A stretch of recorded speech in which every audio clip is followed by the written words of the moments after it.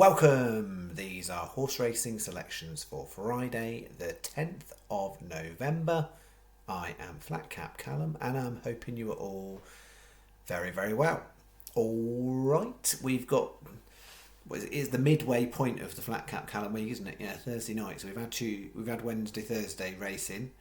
And now we're going into Friday, Saturday racing. So of the 4 official days of vids, we are at the halfway point.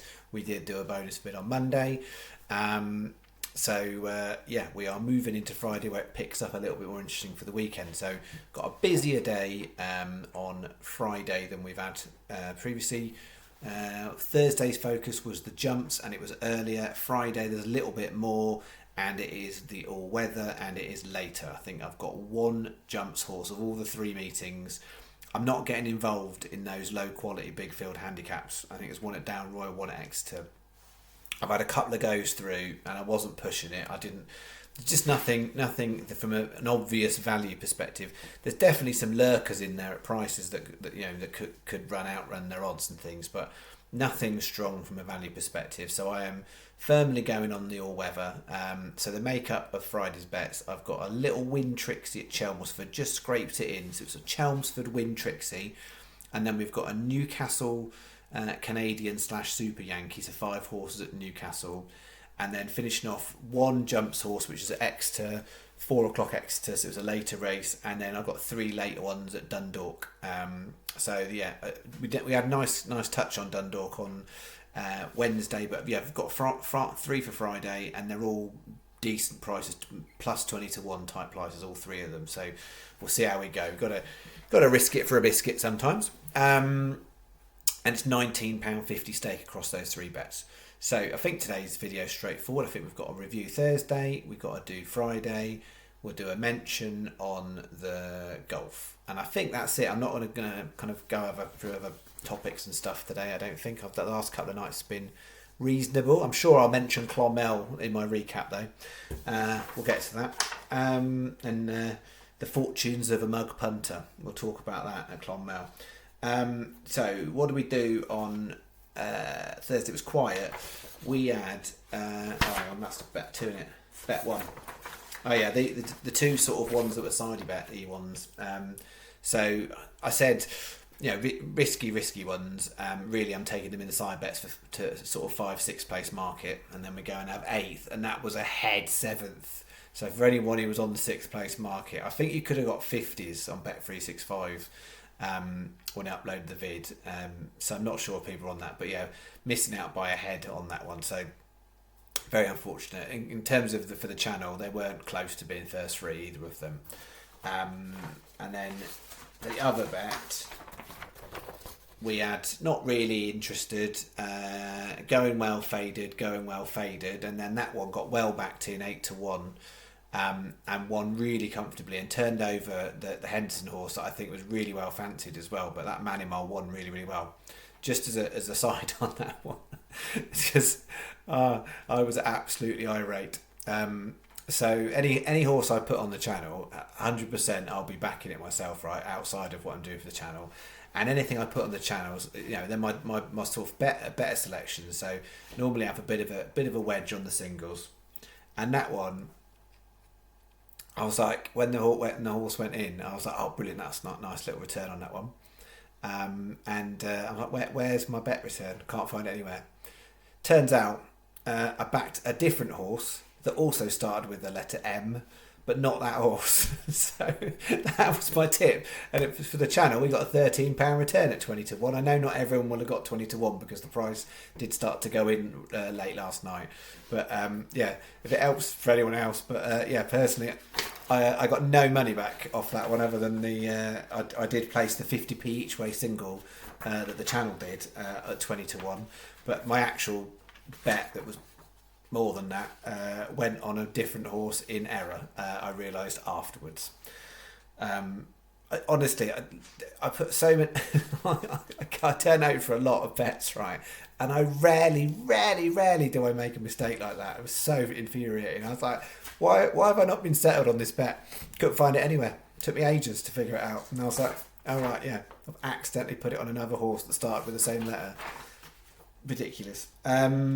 Anyway, for the channel, it was 13 back from 10.50 on, so £250, 250 profit, which puts us for the week. Channel stats officially, I mean, everyone's going to vary. There'll be some in profit, some won't be, but the channel is officially minus 64 pence for our endeavour thus far. And for the month, we're nearly about a third of the way through the month. We're down 35, so we're down just over 2 days stake. So we are still in that firm realm of let's come and find something decent to hit. I mean, it's all well and good the last 2 days hitting a couple of pound profit, but we're not going to get too excited about that. We want a little bit more. Okay, so let's move in. Oh no, Clonmel. I was going to mention Clonmel, wasn't I? Clonmel, right? Yeah, mug punters and Clonmel. So some of you are familiar with the phrase mug punters. Some of you are not. Mug punters are people who are basically, it's a phrase that people use. Bookmakers would use it for punters, gamblers who don't really know what they're doing and don't really understand value, and will more likely to be betting favourites. That is the generalised term of a mug punter. Now, it would have been technically, it often is the case, but never always in the reality, but technically it was mug punter heaven at Clonmel, because what you had is 4 odds-on favourites, 2 of them in Allaho and Alghero de Vassi, top-notch horses. So in total there was 4 odds-on favourites at Clonmel that were running. And so a lot of mug punters, and if you watch things like Paddy Power, when you can see most popular bets, it was absolutely rife on there for that kind of stuff. So people betting 4-horse, 3-horse accumulators with Alghero, de Vassi, Allaho, and then other odds-on horses at Clonmel. And the two most well-known horses did go and oblige. The other 2 odds-on horses, both of them pulled up. What a curious coincidence. And the more you play the game, the more you see this stuff time and time and time again. People think they're on an absolute surefire thing, and then something miraculously has gone wrong with a horse that was a 1-2 favourite or a 4-6 favourite, well fancied, great connections, but lo and behold, those connections have done other things on that day, but not win those races with the odds-on horses because they've pulled up in mysterious circumstances, thus preventing anyone landing a 4-horse odds-on accumulator at like 8-1 combined odds or whatever it was. But the amount of money going down on bets like that is huge, because that is what a large percentage of people think is the right way to bet, is to put a whole bunch of really, really shorties. I mean, I say shorties, I've put together a win trixie at Chelmsford, as you'll see in a minute. But yeah, that's why things like the Frankie Dettori 7 winners in one day, no one was paying off Frankie Dettori on that day. No one, there's plenty of stuff out there. The other day I rewatched something. It was a documentary. It was a Panorama documentary, and it's on YouTube. You can find it if you Google horse racing Panorama. You'll find it. But it was from 20 odd years ago, and I remember a lot of it, but it sort of came back to me, and just the concept that there are trainers training today that were involved in that video. In that Panorama documentary, who had no-lose betting accounts with certain bookmakers that still are bookmakers today. So, i.e., you can have up to £2,000 betting credit, and if it loses, you don't have to give me the money. Now, it's things like that all the time. It's things like, in what other world is it all right to have a horse that is sponsored by that's owned by a bookmaker, running for a bookmaker in a race sponsored by a bookmaker? I'm pretty sure that's a conflict of interest somewhere along the line, but there's levels of dodginess that go on right in the industry. But how coincidental when two high profile odds on horses win, the other 2 that everybody would have put them with failed to materialise, even to place. So even for those people that have done like an each way accumulator, even for whatever money, nope, those other 2 didn't even finish the race. How strange.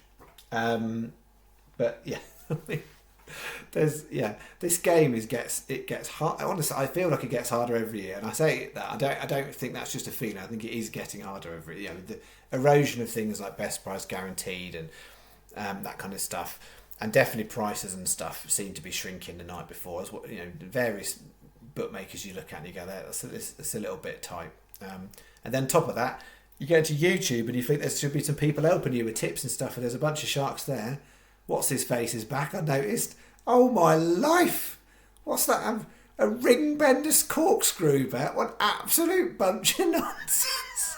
It's like the guy has crack cocaine and then gets onto YouTube. And the thing is, he'll have a winner from time to time, but the sad thing is people will part with their money because he's a confidence trickster.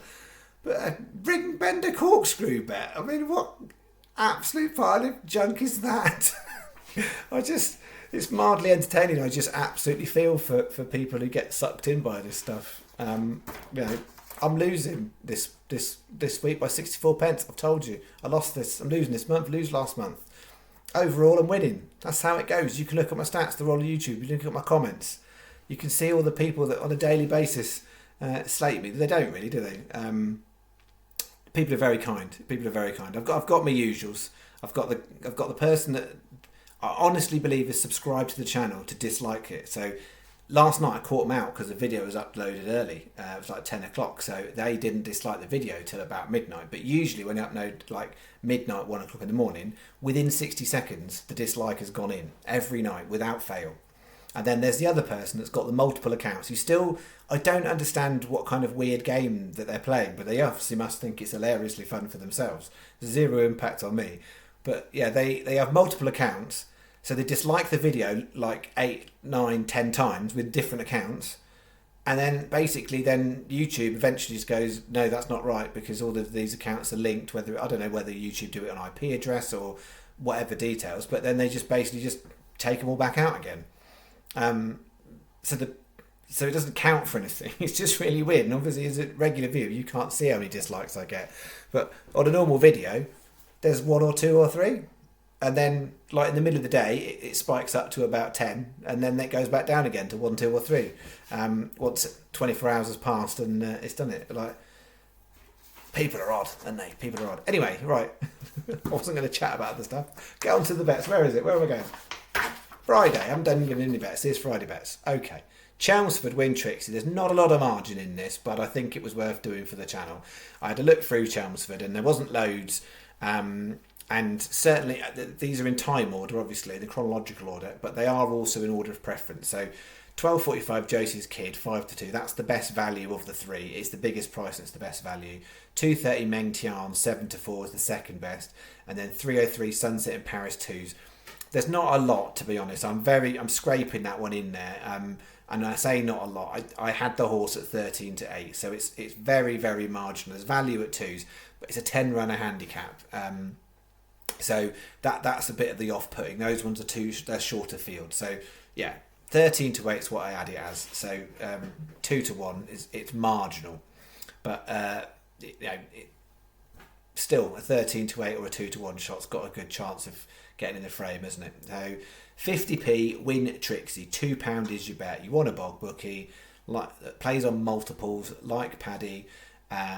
Ladbrokes Coral and 365. So that's our early win Trixie. So all 3 of these are running before anything else on bets 2 or 3 are going in. So that is bet 1. So doubles and trebles, no singles. Then we've got the Newcastle Canadian or Super Yankees, 5 horses.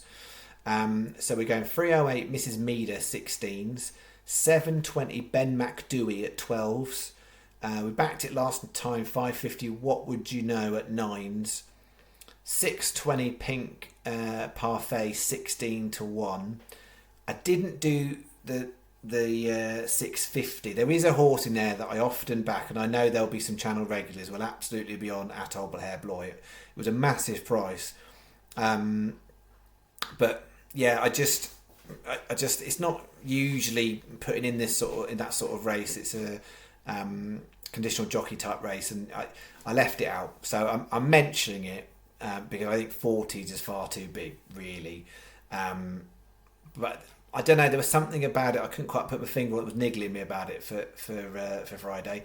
We'll see. It'll probably go in and do the business at 40-1, and I include it. But at least I've mentioned it verbally. 720 Cats Bob 12-1 is going to finish us off here. So 10p each way Canadian, so each way doubles, trebles, 4-fold and a 5-fold, that's 26 bets. It makes that it's £5.20. Other bookmakers will call it a super Yankee. And then we've got two 50p each way singles on two bigger prices. So Mrs. Meader and Pink Parfait, they are 50p each way singles. Although I think just having a checking that. I'll check that. Just to edit that one. That Mrs. Meader, that was 16s. I'm taking 14s for the channel. 14s, Mrs. Meader. So 50p each way singles, Mrs. Meader at 14s, Pink Parfait at 16s, and then 50p win singles on Ben McDewey, What Would You Know, and Cat's Bop. 8.70 a bet. Now, bookmaker advice is quite important on this one, so I'm going to put it a bit closer. So Sky are best because Sky are 4 on all of them. So if you got Sky, you are winning because chances are we'll get something will probably hit 4th there. Betfred second best. Betfred are 4, 4, 4, 3, 3.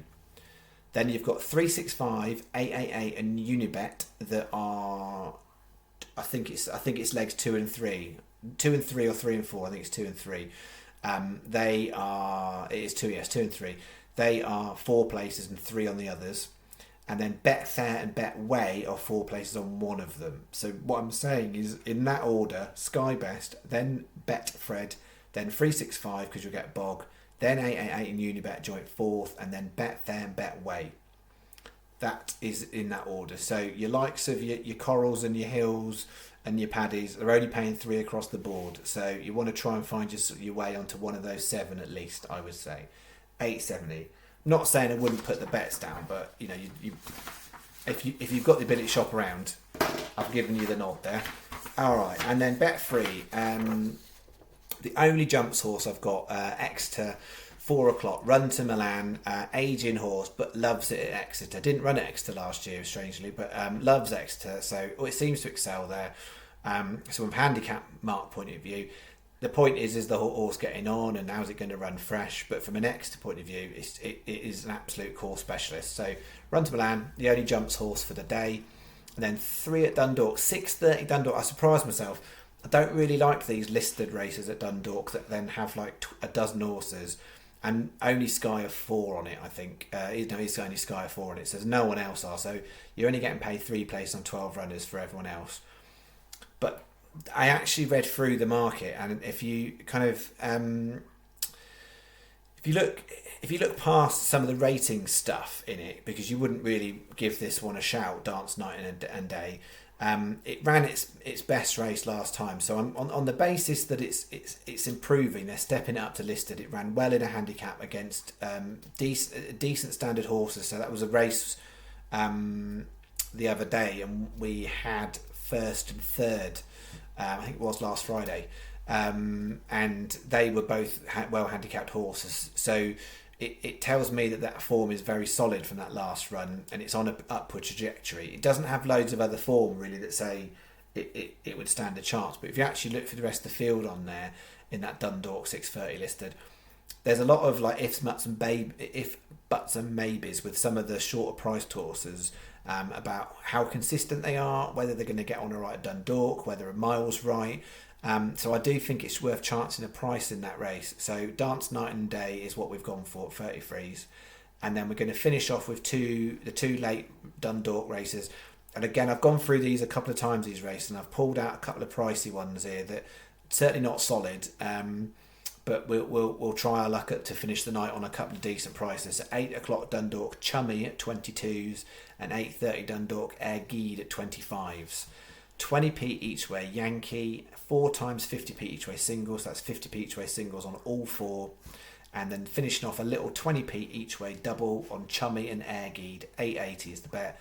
Sky best, but only because they're 4 on there. Almost all bookies are 4 on the other 3. So the only one of the big ones I would avoid was Betfred on that one. I think Betfred, is that first race. I think they're only 3. Everyone else is 4, and virtually all bookies are 4 on those ones. So Sky best, and then 365 Paddy, Coral, Labrooks next best because you'll get Bog if you're doing it in the morning. Anyone else other than the high profile, only one high profile one to miss if you can is Betfred. That is 8.80. That is that. Golf, we've only got 2 golfers. Nacho Elvira started well and then didn't end back well at all and finished on a double bogey, so he's not great, 8 shots away from the leader. Justin Lower then started off well, but then others have done better and gone past him. I think it's 3 shots from framing, 4 under. I think 7 under is good enough for a place on there. So better than average, but not close in terms of where he's at the moment. But that's round 1 of the golf, and we only have a small interest this week. So that's the golf. I think that's it. So then I should be back Saturday morning. I think Saturday morning. What we got Saturday? I don't know. I feel like it's the Wincanton. I think it's the Badger. I don't know if it's still sponsored by that. So the race I would refer to as the Badger Beer or Badger Ales Handicap Chase. But yeah, we'll see how we go. We'll just be going canny for Saturday whilst we get a better read of some of these jumps horses and how they're starting off the season. It's worth tracking and looking at different stables and things. The Twist and Davis stable is one that I'm firmly looking at the moment. They're doing really, really well. They've started off particularly well and much better than I think starting the last season, certainly. So yeah, the Twist and Davis stable is a stable I'm keeping a particular eye on. The other thing I was going to mention, I did say a couple of weeks ago there was a horse running at Chepstow one day, and I was waiting for it. It never actually ran that day. It got pulled out, so I'm still waiting. So this is this horse I've been waiting for a while, and I'm waiting for the right conditions for the race. But I don't have loads of horses in a tracker per se.